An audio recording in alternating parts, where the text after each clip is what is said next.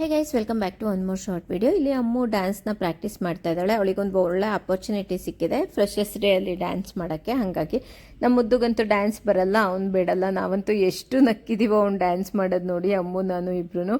ಅವ್ರ ಅಕ್ಕನ ಡ್ಯಾನ್ಸ್ ನೋಡಿ ಅವನಿಗೂ ಮಾಡಬೇಕು ಅಂತ ಅನಿಸುತ್ತೆ. ಮತ್ತು ಸ್ವಲ್ಪ ಅನ್ಬಾಕ್ಸಿಂಗ್ ಇತ್ತು ಸೇಮ್ ಡೇನೆ. ಅವತ್ತು ಅದನ್ನು ಮುಗಿಸ್ಕೊಂಡು ಅಮ್ಮು ಕರ್ಕೊಂಡು ನಾನು ನಮ್ಮ ಹಾಸನ ಕಲಾಭವನ ಇತ್ತಲ್ಲ, ಅಲ್ಲಿ ಇದ್ದಿದ್ದು ಫಂಕ್ಷನ್ನು, ಅಲ್ಲಿಗೆ ಹೊರಟ್ವಿ. ಫಸ್ಟು ಅವಳಿಗೆ ರ್ಯಾಂಪ್ ವಾಕ್ ಇತ್ತು, ಅದಕ್ಕೆ ಮನೆಯಿಂದನೇ ಡ್ರೆಸ್ಅಪ್ ಆಗಿ ಹೊರಟಿದ್ದು.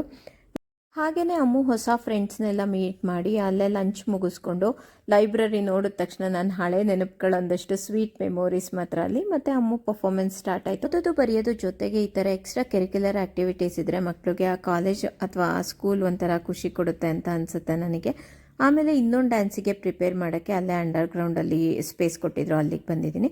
ಅಲ್ಲಿ ಸೀರೆ ಉಡಿಸ್ಕೊಟ್ಟಾದ್ಮೇಲೆ ನೆಕ್ಸ್ಟ್ ಪರ್ಫಾರ್ಮೆನ್ಸು ಸ್ಟಾರ್ಟ್ ಆಯಿತು. ಅವಳಿಗೆ ತುಂಬ ಚೆನ್ನಾಗಿ ಡ್ಯಾನ್ಸ್ ಮಾಡಿದ್ಲು, ಮಾತ್ರ ನಂಗೆ ತುಂಬಾ ಇಷ್ಟ ಆಯಿತು. ಮ್ಯಾಕ್ಸಿಮಮ್ ಪಾರ್ಟ್ ಆಫ್ ದ ಪರ್ಫಾರ್ಮೆನ್ಸ್ನ ನಾನು ಲಾಂಗ್ ವಿಡಿಯೋದಲ್ಲಿ ಹಾಕಿದ್ದೀನಿ. Please go and watch it, have fun. ಮತ್ತು ನೆಕ್ಸ್ಟ್ ವಿಡಿಯೋದಲ್ಲಿ ಸಿಗೋಣ. ಅಲ್ಲಿವರೆಗೂ ಬಾಯ್ ಬಾಯ್ ಗಾಯ್ಸ್.